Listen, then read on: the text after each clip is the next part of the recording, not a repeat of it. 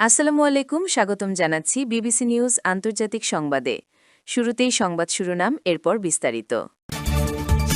পুরো বিশ্ব অর্থনীতির ভাগ্য এখন পাকিস্তানের টেবিলে। ইরান যুক্তরাষ্ট্র শান্তি আলোচনায় গুরুত্ব পাচ্ছে যে 7 বিষয়। ইরানের স্থগিত থাকা সম্পদ ছাড় দিতে রাজি যুক্তরাষ্ট্র।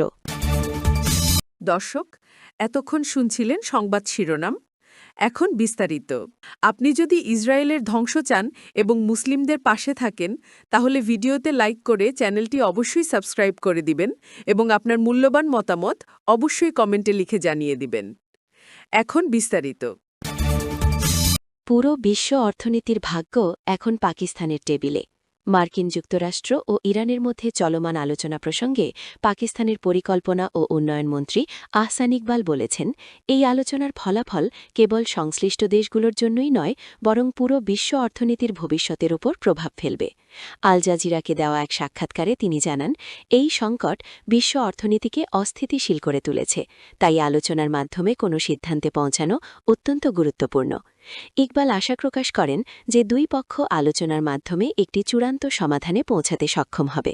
তবে তিনি আরও বলেন, যদি এখনই চূড়ান্ত সমাধান সম্ভব না হয়, তবুও যুদ্ধবিরতির মেয়াদ বাড়ানো এবং পরবর্তী আলোচনার জন্য ঐক্যমতে পৌঁছানোকে তিনি বড় সাফল্য হিসেবে বিবেচনা করবেন। মার্কিন ভাইস প্রেসিডেন্টের নেতৃত্বাধীন প্রতিনিধি দলের সুদূর পথ পাড়ি দিয়ে পাকিস্তানে উপস্থিত হওয়ার বিষয়টিকে তিনি উভয় পক্ষের সদিচ্ছার প্রমাণ হিসেবে উল্লেখ করেন। মন্ত্রী মনে করেন, বর্তমান ভূরাজনৈতিক পরিস্থিতিতে এই আলোচনার সফলতা কেবল আঞ্চলিক শান্তির জন্যই নয়, বরং বিশ্ব অর্থনীতির স্থিতিশীলতা নিশ্চিত করার জন্য অপরিহার্য। ইরান যুক্তরাষ্ট্র শান্তি আলোচনায় গুরুত্ব পাচ্ছে যে 7 বিষয়।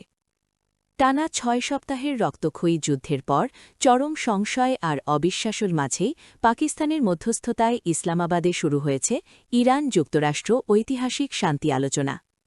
শনিবার সকালে পাকিস্তানের প্রধানমন্ত্রী শাহবাজ শরীফের সঙ্গে দুই দেশের প্রতিনিধিদের পৃথক বৈঠকের পর সন্ধ্যায় প্রথমবার সরাসরি এক টেবিলে বসেন দুই চিরবৈরী রাষ্ট্রের শীর্ষ কর্মকর্তারা। টানা 2 ঘণ্টা তাদের এই আলোচনা চলে।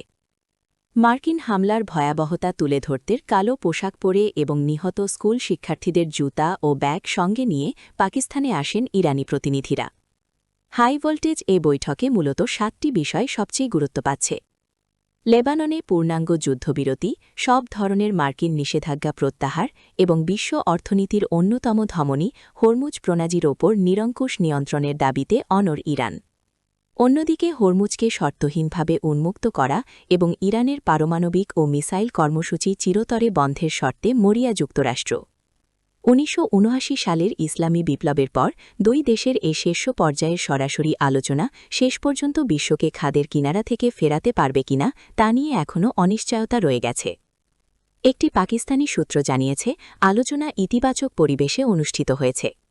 সেরেনা হোটেলে মার্কিন ভাইস প্রেসিডেন্ট জেডি ভ্যান্স, বিশেষ দূত স্টিভ উইটকফ এবং ট্রাম্পের জামাতা জ্যারেড কুশনারের সঙ্গে ইরানের পার্লামেন্ট স্পিকার মোহাম্মদ বাঘের গালিবাফ এবং পররাষ্ট্রমন্ত্রী আব্বাস আরাকচির এই আলোচনা 2 ঘণ্টা চলে। এরপর নৈশভোজের বিরতি দেয়া হয়েছে। আবার এই আলোচনা শুরু হবে। এ সময় পাকিস্তানের সেনাপ্রধানও উপস্থিত ছিলেন। শুরুতে বলা হচ্ছিল, দুই দেশের প্রতিনিধিরা পরোক্ষভাবে আলোচনায় অংশ নেবেন।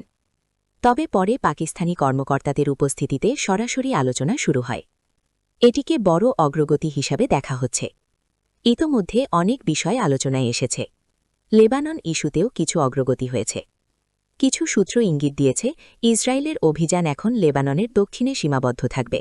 বৈরুতে আর কোনো হামলা হবে না। ইরানের স্থগিত থাকা সম্পদ ছাড় দিতে রাজি যুক্তরাষ্ট্র। ইরান যুক্তরাষ্ট্র আলোচনার প্রথম দিনেই ইতিবাচক খবর এসেছে বলে জানা গেছে। ইরানি প্রতিনিধি দলের ঘনিষ্ঠ সূত্রের বরাতে আল জাজিরা জানায়, যুক্তরাষ্ট্র নাকি ইরানের স্থগিত থাকা কিছু সম্পদ ছাড় দেওয়ার বিষয়ে সম্মত হয়েছে। তবে এই বিষয়ে যুক্তরাষ্ট্রের পক্ষ থেকে এখনও কোনো আনুষ্ঠানিক নিশ্চিতকরণ পাওয়া যায়নি। সূত্রগুলো আরও জানায়, সম্পদ ছাড় সংক্রান্ত এই সিদ্ধান্তের পরে ইরান আলোচনায় অংশ নেয়।